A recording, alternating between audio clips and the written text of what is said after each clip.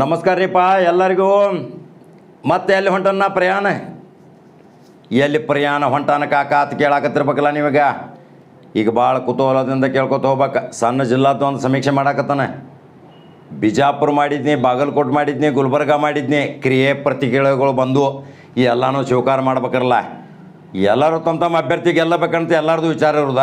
ಆದ್ರೆ ಹಣೆ ಬರದಾಗ ಯಾವ ಎಮ್ ಎಲ್ ಎ ಹಾಕೋಣ, ಅವ ಎಮ್ ಎಲ್ ಎ ಆಗವ. ನಾ ಹೇಳಿದ ಭವಿಷ್ಯದಾಗ ಅವ ಎಮ್ ಎಲ್ ಎ ಹಾಕೋಣಂದ್ರೆ ನಾ ಏನು ಮಾಡೋಕ್ಕೆ ಸಾಧ್ಯತೆ ಐತಿ? ನಮ್ಮದು ಹೇಳೋದು ಭವಿಷ್ಯ ನಮ್ಮದು. ಸತ್ಯವಾಗಿ ಹೇಳೋರು ನಾವು. ಇಂತಿಷ್ಟು ಓಟ್ ಬೀಳ್ತಾವೆ, ಇಂತಿಷ್ಟು ಇವು ಚಲೋ ಅದಾನು, ಇವು ವರ್ಕ್ ಮಾಡ್ಯಾನು ಅಂತ ಹೇಳೋರು ನಾವು. ಈಗ ಯಾದಗಿರಿ ಜಿಲ್ಲಾಕ್ಕೆ ಹೊಂಟಾನೆ. ಯಾದಗಿರಿ ಭಾಳ ಸಣ್ಣ ಜಿಲ್ಲಾ. ಯಾದಗಿರಿದಾಗ ಕಾನ್ಸ್ಟನ್ಸಿ ಎಟ್ರದಾಗ ಹೋಯ್ತಾನೆ ರೀ, 4 ಕ್ಷೇತ್ರದಾಗ ಬರೀ 4 ಶಾಸಕರದಿಂದ ಸಣ್ಣ ಜಿಲ್ಲಾ ಆಗಿದ್ದದು.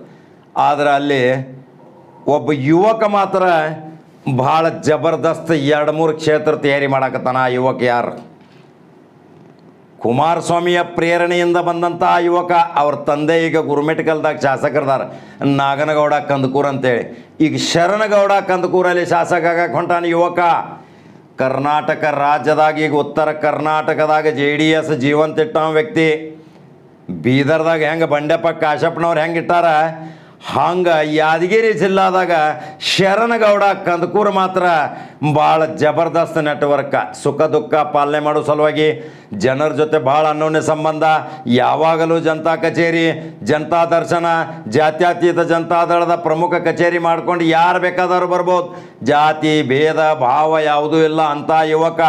ಉತ್ತರ ಕರ್ನಾಟಕದ ಈಗ ಕುಮಾರಸ್ವಾಮಿ ಅವನ ಮೇಲೆ ಭಾಳ ಪ್ರೀತಿ ವ್ಯಕ್ತಪಡಿಸಿ ಬಹುಶಃ ಯಾದಗಿರಿ ಮತ್ತು ಗುರುಮಿಟ್ಕಲ್ 2 ಕ್ಷೇತ್ರ ಗೆಲ್ಲಬಹುದ್ರಿ ಆ ಹುಡುಗ. ಆ ಯುವಕ ಸಂಘಟನೆಯ ಮುಖಾಂತರ ಅನೇಕ ಯುವಕರ ಪಡೆಗಳನ್ನ ತಯಾರು ಮಾಡ್ಯಾನ. ಭಾಳ ಚಂದ ನೆಟ್ವರ್ಕ್. ಫೋನ್ ಮಾಡಿ ಕೇಳ್ರಿ ಎಲ್ಲನ ಹೇಳಿಬಿಡ್ತಾರೆ. ಅಂಥ ನಾಗನಗೌಡ ಕಂದಕೂರು ಹಿರಿಯ ಶಾಸಕರ ಸುಪುತ್ರ ಶರಣಗೌಡ ಕಂದಕೂರು ಅಣ್ಣವ್ರು ಈಗ ಅಲ್ಲಿ ಶಾಸಕ ಆಗ್ತಾರ್ರಿ. ಎಲ್ಲಿ ಆಗ್ತಾರೆ ಶಾಸಕರು? ಗುರುಮಿಟ್ಕಲ್ಗೆ ಶಾಸಕರಾಗ್ತಾರ. ಯಾದಗಿರಿ ತಮ್ಮ ಹಿಡ್ದಾಗ ಇಟ್ಕೊಂಡಾರ. ಅಲ್ಲಿಯೂ ತಮ್ಮ ಯಾವ್ದು ಅಭ್ಯರ್ಥಿಯನ್ನು ತಯಾರು ಮಾಡಾಕತ್ತಾರ. ಇನ್ನೂ ಸ್ಫೋಟ ಮಾಡಿಲ್ಲ. ಆದ್ರೆ ಅದು JDS ತೆಕ್ಕೆದಾಗ ಬೀಳೋದು ಮಾತ್ರ ಗ್ಯಾರಂಟಿ. ಯಾವುದು? ಗುರುಮಿಟ್ಕಲ್ ಮತ್ತು ಯಾದಗಿರಿ. ಅವು 2 ಕ್ಷೇತ್ರ ಬಹುಶಃ ಜಾತ್ಯತೀತ ಜನತಾದಳದ ಬಾವುಟ ಹಾರಿಸೋ ತಯಾರಿ ಅದಾವ್ರಿ. ಏನು ಮುಂದೆ ಹೋಗ್ಕೊಂಡು ನೋಡ್ರಿ ಶಾಪುರಕ್ಕೆ. ಶಾಪುರದಾಗ ಅಮೀನ್ ರೆಡ್ಡಿ ಯಾಳ್ಗಿ ಮತ್ತು ಅಲ್ಲಿ ಡಾಕ್ಟರ್ ಶರಣ ಬಸಪ್ಪ ದರ್ಶನಾಪುರ ಅವರು ಅದಾರ. ಆದರೆ ಇಬ್ಬರು ನಡು ಬಿಗ್ ಫೈಟ್ ಆಗೋದ. ಒಲವು ಮಾತ್ರ ಡಾಕ್ಟರ್ ಶರಣ ಬಸಪ್ಪ ದರ್ಶನಾಪುರ ಮೇಲೆ ಐತ್ರಿ. ಯಾಕಂದ್ರೆ ಅವರು ವೈದ್ಯಕೀಯ ಸಚಿವರಾಗಿದ್ದರು. ಭಾಳ ಸ್ವಾಭಿಮಾನ ಕುಟುಂಬದಿಂದ ಬಂದವ್ರ. ಯಾರ್ದೊಂದು ನ್ಯಾಯಪೈಸೆ ತಿನ್ನೋ ವ್ಯಕ್ತಿ ಅಲ್ಲ. ಎಲ್ಲರ ಜೊತೆ ಕರೆದ ಮಾತನಾಡುವಂಥ ವ್ಯಕ್ತಿ. ಅಂಥವ್ರ ಅಲ್ಲಿ ಮತ್ತೂ ಒಮ್ಮೆ ಶಾಪುರ ಜನತೆ ಅವ್ರಿಗೆ ಬಾವುಟ ಹಾರಿಸೋ ಸಲುವಾಗಿ ತಯಾರಿ ಮಾಡಾಕತ್ತಾರ. ಆದ್ರೆ ಅವ್ರದ್ದು ಗೆಲುವು ಮಾತ್ರ ಜನರ ಒಲುವಿನ ಆಧಾರದ ಮೇಲೆ ಐತಿ. ಅದನ್ನು ನಾ ಮಾತ್ರ ಹೇಳಕ್ಕೆ ಬಂದನು. ಈಗ ಸುರ್ಪುರ್ ನೋಡ್ರಿ, ರಾಜುಗೌಡ ಯಾಕೋ ಒಂದು ಸ್ವಲ್ಪ ಡಿಮ್ ಆಗ್ಯಾರ್ರಿ. ಸುರ್ಪುರದಾಗ ಜನ ಏನು ಮಾತಾಡಕತ್ತಾರ, ಕ್ಷೇತ್ರದಾಗ ಇರಂಗಿಲ್ಲ ರೀ ರಾಜುಗೌಡ. ಕೇವಲ ಬರೀ ಬೆಂಗಳೂರ ರಾಜಧಾನಿಯಾಗೆ ಇರ್ತಾರೋ, ಕ್ಷೇತ್ರದಾಗ ಹುಡುಕ್ಯಾಡ್ರೆ ಸಿಗಂಗಿಲ್ಲ ಅಂತಾರೆ. ಆದ್ರೆ ಅವರಲ್ಲಿ ಕ್ಷೇತ್ರ ಬಿಟ್ಟು ಕೊಟ್ಟರು ಸಹಿತ ಅವ್ರ ಸಂಬಂಧಿಕ ವೆಂಕಟಪ್ಪ ನಾಯಕ ಅವ್ರ ಶಾಸಕ ಆಗೋ ಸಲುವಾಗಿ ಭಾಳ ತಯಾರಿ ತಾಲೀಮ್ ಮಾಡಾಕತ್ತಾರ. ಅವ್ರಿಗೆ ಕೊರಳ ಮ್ಯಾಲೆ ಮಾಲಿ ಬೀಳ್ಬೋದ್ರೆ ಅವ್ರ ಗೆಲುವು ಖಚಿತ ಆಗ್ಬೋದು.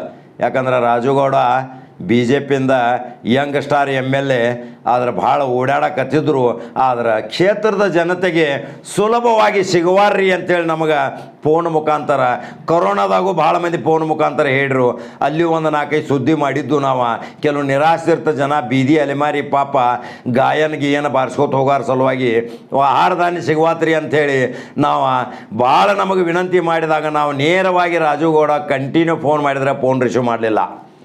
ಆದ್ರೆ ಅಲ್ಲಿ ಮಾನವೀಯತೆಯ ಸಾಕಾರ ಮೂರ್ತಿ ಒಬ್ಬ ತಹಸೀಲ್ದಾರ್ ಮಾತ್ರ ಫೋನ್ ಎಬ್ಬಿಸಿ ಮುನ್ಸಿಪಾಲ್ಟಿ ಚೀಫ್ ಆಫೀಸರ್ಗೆ ಹೇಳಿ ಅವ್ರಿಗೆ ಆಹಾರ ಧಾನ್ಯಗಳನ್ನು ಒದಗಿಸಿಕೊಟ್ಟ ಕೊರೋನಾದಾಗ ತಮ್ಮ ಹೃದಯವಂತಿಕೆ ತೋರಿಸಿಕೊಟ್ಟಂಥ ಸುರ್ಪುರದ ತಹಸೀಲ್ದಾರ್ ಮತ್ತು ಚೀಫ್ ಆಫೀಸರ್ ರೀ. ನಾವು ಮೆಚ್ಚಲೇಬೇಕಂತ ಅಧಿಕಾರಿ. ಆದ್ರೆ ರಾಜುಗೌಡ ನಮಗೆ ಸಂಪರ್ಕದಾಗ ಸಿಗಲಿಲ್ಲ ರೀ. ಇನ್ನೂ ಹೆಚ್ಚಿನವ್ರು ಸಹಾಯ ಮಾಡಿಸ್ಬೇಕಂದ್ರೆ. ಆದರೆ ಈಗ ಅಲ್ಲಿ ರಾಜುಗೌಡ ಜನಪ್ರಿಯತೆ ಕಡಿಮೆಯಾಗಿ ವೆಂಕಟಪ್ಪ ನಾಯಕ ಶಾಸಕ ಆಗಕ್ಕೆ ಹೊಂಟಾರ. ಇದೈತೆ ನೋಡ್ರಿ ಯಾದಗಿರಿದ ಸಣ್ಣ ಜಿಲ್ಲಾ ಸಣ್ಣ ಸಮೀಕ್ಷೆ. ಇಲ್ಲಿ ಜೆ ಡಿ ಎಸ್ ಪ್ರಾಬಲ್ಯ ಆಗೋದು, ಜೆ ಡಿ ಎಸ್ ಬಾವುಟ ಹಾರೋದು. 163 ಕೋಟಿ ರೂಪಾಯಿ ಮನೆ ಕುಮಾರಸ್ವಾಮಿ ಅವರು ಹೋಗಿ ಬೊಮ್ಮಾಯಿ ಹತ್ರ ಶರಣಗೌಡ ಕಂದಕೂರ್ನ ಕರ್ಕೊಂಡು ಹೋಗಿ ನಿಂತ 163 ಕೆರಿ ತುಂಬು ಸಲುವಾಗಿ ರೊಕ್ಕ ತಂದಾರ. ನೋಡ್ರಿ ಬಸವರಾಜ ಬೊಮ್ಮಾಯಿನೂ ಎಷ್ಟು ಉದಾರವಾಗಿ ಅಲ್ಲಿ ಸಹಾಯ ಮಾಡ್ಯಾರ. ಯಾಕಂದ್ರೆ ಶರಣಗೌಡ ಕಂದಕೂರು ಒಬ್ಬ ಯಂಗ್ಸ್ಟಾರ್ ಅದಾನ. ಯಂಗ್ಸ್ಟಾರ್ ಇದ್ದ ಕಾರಣ ಸಹಾಯ ಸಹಕಾರ ಮಾಡೋದು ಮುಖ್ಯಮಂತ್ರಿ ಕರ್ತವ್ಯ. ಅದು ಅಲ್ಲಿಯ ಜನತೆಗೆ ಒಂದು ಸದುಪಯೋಗ ಆಕೈತಿ.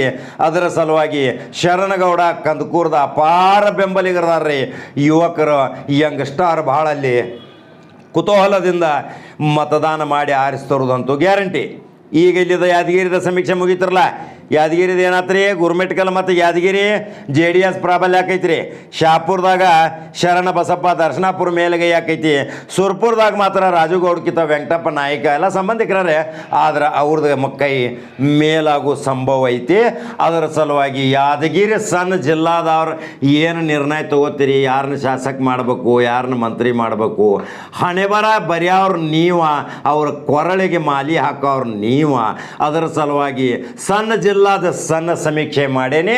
ಇನ್ನು ಮುಂದೆ ನಾ ಮತ್ತು ಬೀದರ್ಗೆ ಹೋಗ್ಬೇಕ್ರಲ್ಲ, ಬೀದರ್ದಾಗ 8 ಕ್ಷೇತ್ರದವ್ರಿ ಔರಾ, ಚಿಂಚೋಳಿ, ಆಳಂದ, ಬಸವ ಕಲ್ಯಾಣ, ಹುಮನಾಬಾದ್, ಬೀದರ್ ಸೌತ್, ಬೀದರ್ ನಗರ, ಬಾಲ್ಕಿ. ಈ 9-8 ಕ್ಷೇತ್ರದಾಗ ಯಾರ್ಯಾರು ಶಾಸಕ ಆಗ್ತಾರೆ, ಯಾರ್ಯಾರು ಶಾಸಕ ಆದವ್ರು ಸೋಲ್ತಾರೆ ಅಲ್ಲಿದ್ದು ಹೇಳ್ಬೇಕ್ರಲ್ಲ. ಹಂಗಾದ್ರೆ ಬೀದರ್ ಜನತೆ ನಿಮಗೆ ಏನು ತಿಳಿದಷ್ಟು ಮಟ್ಟಿಗೆ ಏನಾರೇ ಮಾಹಿತಿ ಇದ್ರೆ, ಯಾರೇ ನಿಮ್ಮ ಆಕಾಂಕ್ಷಿ ಶಾಸಕ ಇದ್ದಂದ್ರೆ ಅವನ ಹೆಸರು ನಮ್ಮ ಕಮೆಂಟ್ ಬಾಕ್ಸ್ನಾಗ ತಿಳಿಸ್ರಿ, ನಮ್ಮ ಟೀಮ್ ಹೋಗಿರ್ತೈತಿ.